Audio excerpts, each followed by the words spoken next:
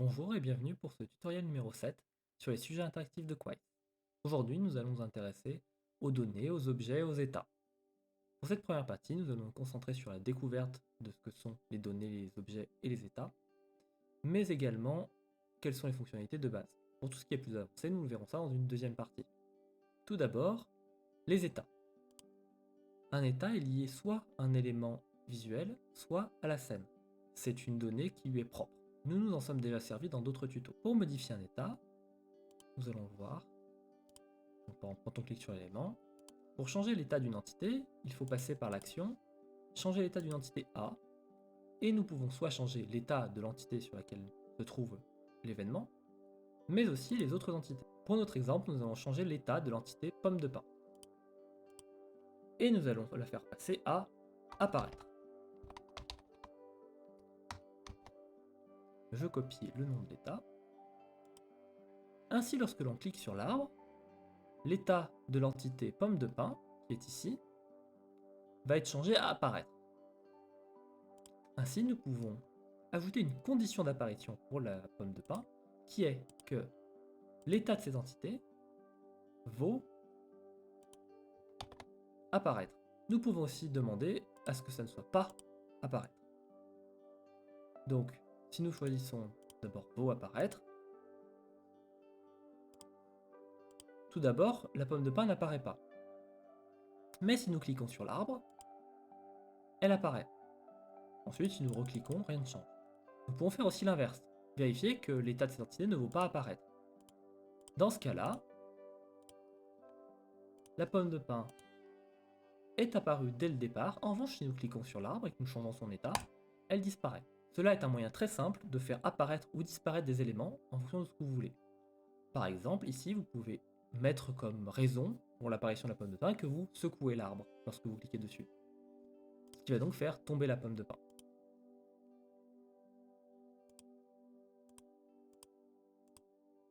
Pour aller plus loin avec les états, j'ai ajouté deux autres éléments, une lune et un soleil. Lorsque je vais cliquer sur la lune, je vais faire en sorte de changer cette fois non pas l'état d'une entité, mais l'état de la scène directement. On va faire passer à l'état de nuit. Au contraire, lorsque je vais cliquer sur le soleil, je vais changer l'état de la scène pour le remettre à son état de base, c'est-à-dire l'état vide. On le remet de base et on pense bien à mettre sur cette scène. Ensuite, dans la scène, je peux ajouter une condition cette fois qui prend en compte l'état de l'entité. Donc si cette entité a un état qui vaut nuit, alors j'exécute l'action d'appliquer un filtre visuel qui va assombrir la scène. Au contraire, si l'état de cette entité est celui de base, donc ne vaut pas nuit, dans ce cas-là, c'est le jour et je remets l'effet de base. Pour donner un petit effet, je vais faire en sorte que ça prenne un peu de temps de changer de l'un à l'autre. Et si je teste maintenant, si je clique sur le sapin, la pomme de pain apparaît. Si je clique sur le soleil, il ne se passe rien. Si je clique sur la lune, nous passons en mode nuit. Et maintenant, si je reclique sur le soleil, nous passons en mode jour. Cela vous permet de facilement interagir avec des éléments différents. Attention toutefois, vous ne pouvez pas vérifier l'état d'une entité autre que celle sur laquelle vous placez l'événement ou la condition d'apparition.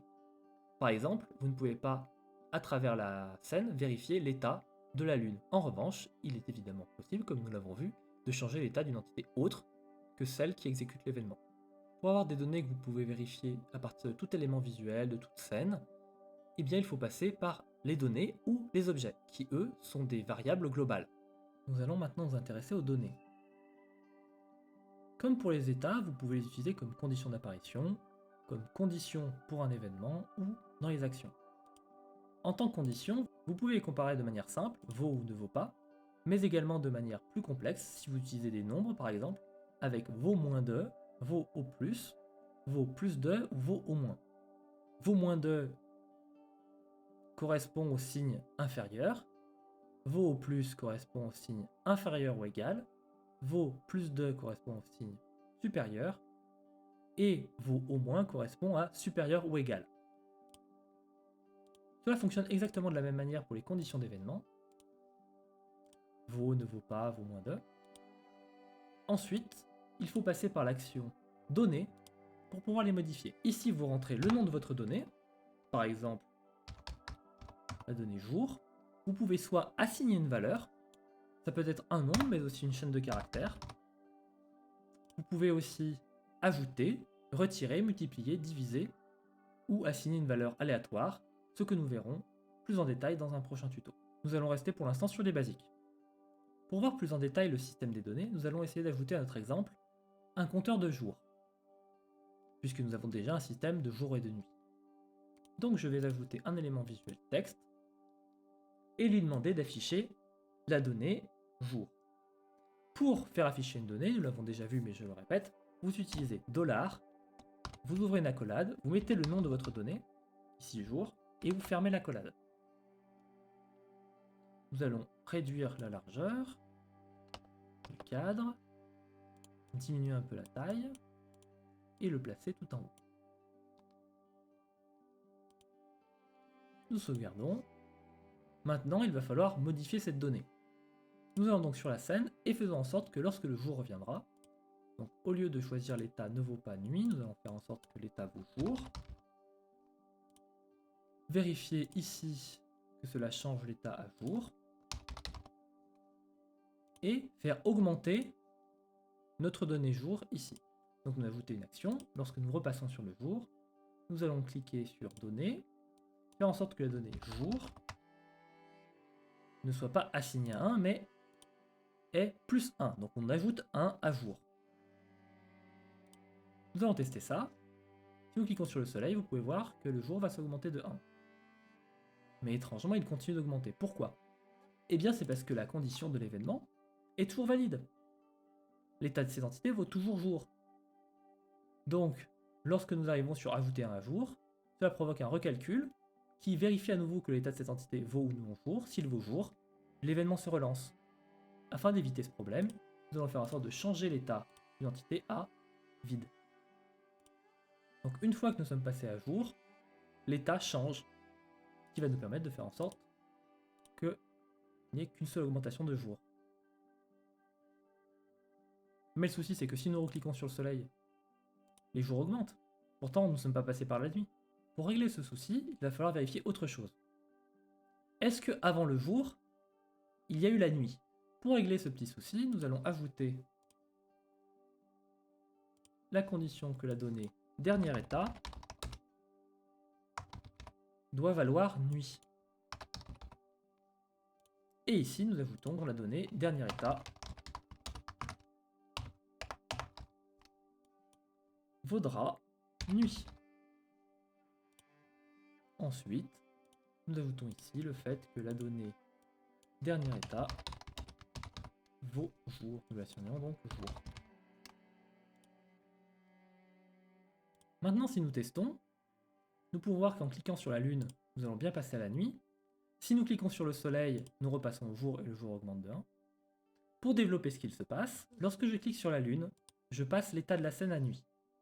Ce qui fait que l'effet visuel va assombrir la scène. Ensuite, on va passer la donnée dernier état à nuit. Et lorsque nous allons passer la scène à l'état jour, vu que le dernier état valait nuit, l'événement s'active, l'écran se rééclaire et le jour augmente de 1. En revanche, si nous cliquons sur le soleil, rien ne se passera.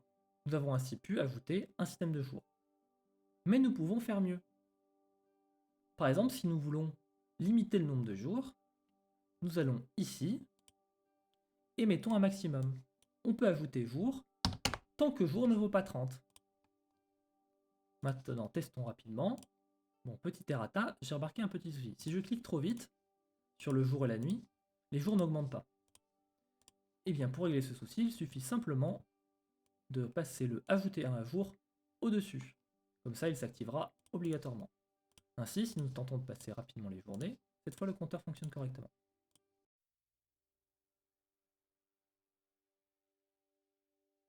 Comme vous pouvez le voir, nous sommes à 29. Si je tente de passer au jour suivant, cela fonctionne, mais si je continue d'essayer de passer les journées, bien ça ne marche plus. Pourtant, l'effet s'active toujours. Eh bien, nous pouvons aussi régler ça en vérifiant que la donnée jour vaut toujours moins de 30. Dès qu'elle atteindra 30, on ne pourra plus passer la nuit. Et si on ne peut plus passer la nuit, on ne peut plus non plus revenir au jour. Maintenant, si nous retestons, nous passons à la nuit, nous passons au jour à 30, et maintenant que nous avons atteint les 30 jours, il est impossible de passer la nuit, nous avons atteint le maximum. Bien que l'exemple d'un compteur de jour ne soit peut-être pas celui que vous allez utiliser le plus souvent, ces mécaniques vous permettent par exemple de créer des clickers, ce qui a déjà été fait par des membres de la communauté Quais. Les données sont très importantes pour vous permettre de passer des informations entre tous les éléments de votre scène, contrairement au changement d'état qui ne permet d'activer qu'un seul autre élément, en changeant son état par exemple. Si un élément change une donnée, tous les autres éléments qui ont des événements liés vont également être affectés. Cela vous permet donc de créer des systèmes plus complexes qui vous permettent d'interagir avec tous vos éléments de la scène en même temps par exemple. Il nous reste désormais à voir le système des objets. Contrairement aux données qui peuvent contenir toutes sortes de choses, comme des chaînes de caractères ou des nombres, les objets, eux, sont toujours des entiers positifs. En effet, ils ont été créés afin de proposer un système facile pour gérer un inventaire, par exemple dans un point and click. Nous allons voir ça plus en détail avec la pomme de pin.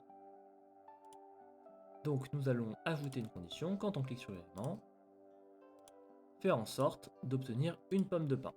Donc nous allons dans Objet. Comme pour les données, nous pouvons ajouter, retirer, multiplier par, diviser par, assigner et assigner une valeur aléatoire. Mais contrairement aux données, faites attention car si vous tentez d'assigner une chaîne de caractères ou un nombre à virgule, il ne sera pas pris en compte. Pareil, si vous tentez de retirer des objets et que cela vous fera arriver en négatif, ce sera obligatoirement bloqué à 0. Donc par exemple, on a ajouté pomme de pin, on a ajouté 1. Donc ici, si nous cliquons donc sur notre sapin, la pomme de pin tombe, et si nous cliquons sur la pomme de pin, nous obtenons une pomme de pin. Vous pouvez regarder ici et voir effectivement que vos objets sont affichés. D'ailleurs, j'en profite, dans le petit menu ici, pour les joueurs, seuls les objets sont affichés, mais lorsque vous êtes créateur d'une page, il y a également toutes les données qui sont affichées afin de facilement avoir un œil dessus, sans avoir besoin de passer par un affichage comme ici. Si nous continuons de cliquer sur la pomme de pin, eh bien, il y en a de plus en plus, nous sommes déjà à 12. Nous allons sur notre pomme de pin et nous allons faire en sorte qu'une fois que nous l'avons ramassée, elle disparaisse. Supprimer cet élément. Maintenant, nous cliquons sur l'arbre, la pomme de pin tombe, nous cliquons sur la pomme de pin, et il y en a une qui a été ajoutée à notre inventaire. Pour poursuivre notre exemple, j'ai ajouté deux éléments visuels. Une pierre, qui comme la pomme de pin lorsqu'on clique dessus, ajoute une pierre à l'inventaire et se supprime, et un morceau de bois qui ajoute un de bois et se supprime. Une fois que nous avons les traces d'objets, nous pourrons faire apparaître un feu de camp, car nous avons réuni tout ce qu'il faut. Les pierres, pour entourer le feu, le bois pour mettre autour, et les pommes de pin pour aider à l'allumer. Nous allons donc ajouter une condition d'existence au feu de camp. Si l'objet bois est possédé en au minimum un exemplaire. Ensuite, que l'objet pierre est possédé en au moins un exemplaire. Et enfin, que l'objet pomme de pin est lui aussi possédé exactement au minimum en un exemplaire, le feu apparaîtra. Nous allons tester. Nous cliquons sur la pierre, nous cliquons sur le bois. Comme vous pouvez le voir, ils apparaissent bien ici. Enfin, nous faisons tomber la pomme de pin, nous la récupérons et le feu de camp apparaît. En revanche, les différents éléments sont encore là. Pour régler ce petit souci, il va falloir changer notre technique. Car si nous faisons comme condition d'apparition au feu de camp qu'il y ait un bois, une pierre et une pomme de pin en un exemplaire, et bien si nous en retirons un de chaque et que nous les faisons disparaître, dans ce cas-là, le feu de camp va lui aussi redisparaître. Donc nous allons supprimer nos conditions et simplement vérifier que l'état de cette entité vaudra allumé.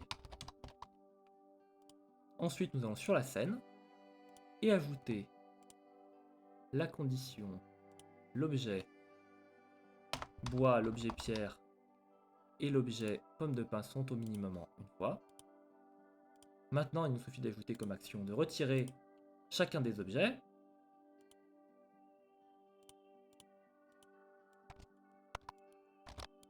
Et enfin ajouter la modification d'état. Donc sur le feu de camp, qui est mon objet visuel 8. Je le passe à l'état allumé. Et maintenant, pour vérifier, il nous suffit de récupérer les différents objets. Et le feu de camp apparaît correctement. Merci à tous d'avoir suivi ce 7e tutoriel. La prochaine fois, nous entrerons plus dans les détails et essaierons d'expérimenter des fonctionnalités plus avancées sur les données, les états et les objets. A bientôt!